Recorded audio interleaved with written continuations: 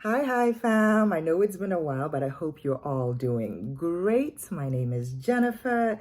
You can call me JJ, and this is the 26th of July edition of Coffee Break. I think I'm going to call it the Monday Monologue because it's just me and you and a cup of our favorite brew. So, yeah, as usual, please do me the great and huge favor. Please click like, subscribe, and tell a friend to tell a friend. It's a conversation. It's a party. Let's get chatting. So, outside in Accra today, it's a bit overcast, but I think it's good because it reflects how I feel over what has been happening throughout the weekend. It's been as far as weekends go, it's had its moments. It's really had its moments.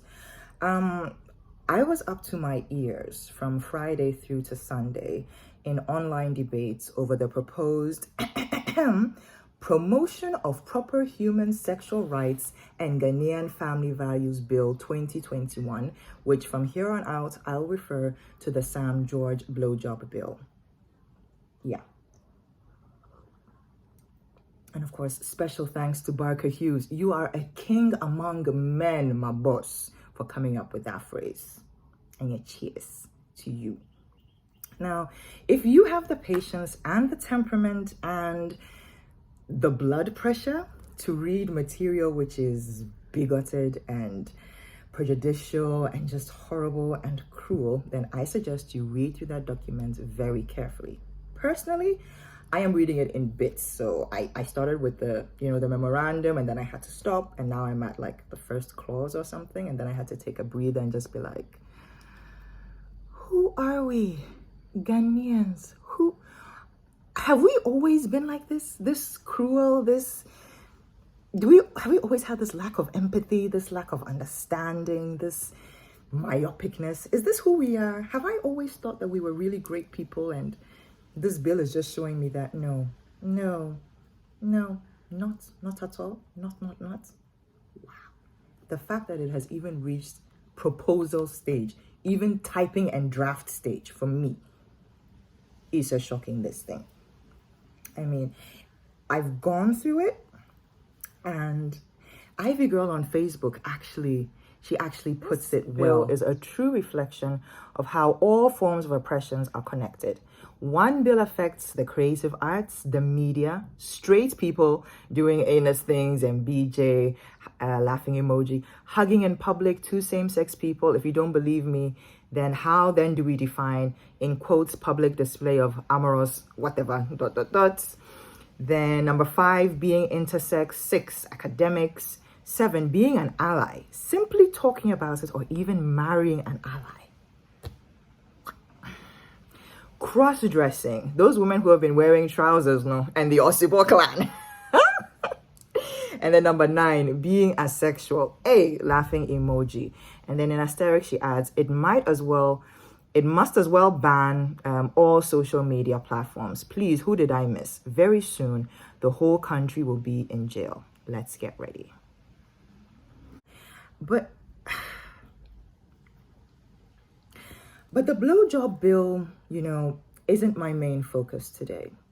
It's actually not. It should be. It's part of it, but it's not. My focus today, and maybe the actual focus of this whole debate and several other debates we've been having online, is the understanding that maybe Ghanaians,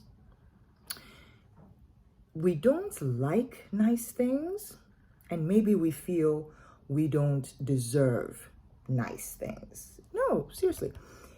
Over this weekend, I was chatting with my bestie, David Fosu of Custom and Print. He made this, my Queen mug, which I love so much. And he asked me, have you ever experienced a year in Ghana where there was light every single day of the year?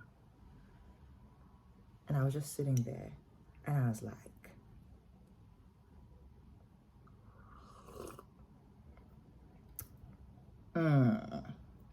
And then after that, they live in the Medina areas, and after that, I had to pick a trotro home, and I get to the Medina station, and the very first car that meets me is this old, disgusting, decrepit looking motherfucker that it looks like it should be condemned to the scrap heap. Like it shouldn't even be carrying human beings. And I just looked at him and was just stunned. I was like, this is what we take to and from work and from the market every single day. It hits me in a very powerful way. It hits me that this is what we ride in every single day. If you're working for a company, this is what you transport yourself to work in. Even if you're working for yourself, this is what you use for your to and fro. And this is not on top of the list of priorities of our leaders. And this is not something that we can fight for and say we deserve better. We are not animals. We deserve to be treated well. And then the kicker for me was following the Twitter trends on Saturday and Sunday. I think from Friday through Saturday and Sunday. And the MP for Ningo Pram Pram, Sam George, who is actually, of course, the Sam George that I refer to when I say the blowjob bill. And this guy is trending on Twitter because he is, to wit, dirtying himself all over that platform, insulting entertainers, insulting musicians, insulting advocates, basically telling everybody that, look, this bill is going to happen whether you like it or not. So you can basically fuck off. That was him all weekend. And then a friend of mine that I actually did from the communications department of Legon, he comes into my inbox and is like, advocates have to be nicer people and less harsh in your criticism. And I said, And then he goes, yeah, and you shouldn't speak that way about Sam George. And if he responds, then, it's normal because he's a human being and he can respond. And I was like, what? I pay his taxes and I can't hold him to a certain level. And like this, my friend was going on and on and on. And it struck me that he actually held me to a higher standard of online decorum than the MP who both of us, we pay his salary. Ghanaians, is it that you don't like nice things or you just feel you don't deserve it? I think, personally for me, I think that we have actually reached a stage as Ghanaians that we know we deserve nice things, but we have been so disappointed over the years that we have ingrained in ourselves that we don't deserve it. So we let all kinds of things happen. For example, recently, there was a girl senior high school that there were some demonstrations because they wanted to go home on midterms, but Ghana Health Service and the GMA, I think Ghana Medical Practitioners Association said, look, we have the Delta variant out. It's not a good idea. And these girls were saying, no, they want to go home. So they were demonstrating. And police and military officials went to the school. It's a girls' senior high school. Why are the military on speed dial for these sorts of things? I don't even understand. It's a demonstration at a girls' high school. You people don't get better things to do. Okay, that's aside. So they go there. News reports, these girls have been caned, these girls have been beaten. Some of them have started suffering PTSD, post-traumatic stress disorder. They can't sleep, they're having nightmares, they think they're being chased. And this is what got me. The regional minister had a press conference, sat there in front of all the cameras and said, there was no military presence. And Ghanaians looked at it and we said, oh, okay. And we let it go. Journalists are assaulted, are beaten, are killed on the whim of powerful politicians. And after a short uproar, then Ghanaians say, and we let it go. The late Sir John's funeral was held in the middle of a pandemic. And it was held in grand Ashanti style. Have you ever been to an Ashanti funeral? The rest of the ethnic groups you are playing. That is a funeral in the middle of a pandemic. President, vice, senior members of state, thousands of people. Smaller pro, let it go. The Delta variant of COVID is in the country as I speak. People are dying. Noguchi has released a statement that, listen, this thing is deadly because the symptoms, it takes a longer time to appear. It takes a longer time for you to recover. And they said something like the viral load is higher. AKA, it's just more dangerous. First wave, second wave, we are actually in the third wave of this pandemic. But what are our leaders concerned about? Do you know what was trending around the same time that we had the Delta variant of COVID in town? The $28 million car loan. And our MPs justifying why they needed that car loan. And Ghanaians, true to form, talked about it a little bit and then swish, up and away. Are you aware there's an $170 million judgment debt on all of us, we, the taxpayers, our necks, me too, my skinny neck included? We are all paying that judgment debt. But that thing has been neatly deflected. And we are all talking about Sam George's blowjob bill. Talked about it a little bit.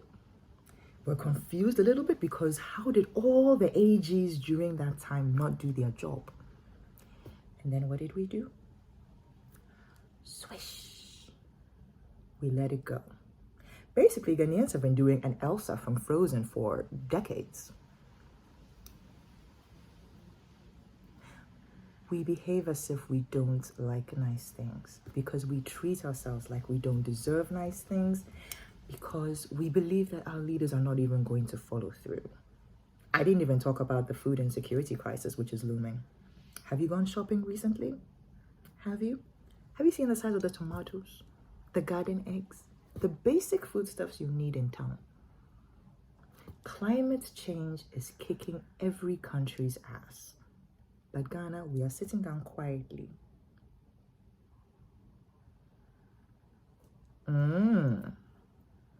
Let it go. Give it to God, Republic.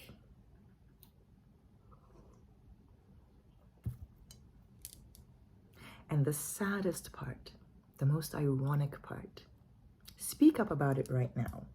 Write something on Facebook right now. Tweet about it. Do a video right now. Somebody somewhere will feel threatened by you. Have you beaten up? Have you murdered? And then your perpetrators will vanish into thin air like it never happened.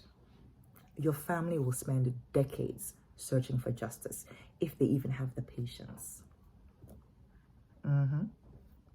Welcome to the Ghana that you live in. I know it's rather grim, but there's some good news. Good news! Presido yesterday didn't say that we can't do our demonstration. So, if you're not doing anything on the 4th, let's go on the streets. Let's talk about it. Let's share our grievances. Let's join #FixTheCountry. If you feel enough is enough, voice it out. Don't keep it inside. Keeping stuff inside creates like high blood pressure. It makes you feel really bad about yourself. I read that in the book. It's science. It's important. Voice it out. Don't keep it. Don't. And that's it for today's edition of Coffee Break. The Monday monologue. Yo, it's grim, but hey, face your day with a smile. It does get better. Don't pretend that your voice does not make a difference, because it does. It always does. If it didn't, I'm sure these politicians would have sold us for beans by now. But since they haven't, it means that our collective voices are actually making a difference. Thank you so much for sticking with me for the past 15 or so minutes. If you like what you saw, click like, subscribe, tell a friend to tell a friend. Yo, it's a party up in here. Let's have this conversation. Let's keep it going. And until next time, my name is Jennifer. You can call me JJ. This has been Coffee Break. Cheers.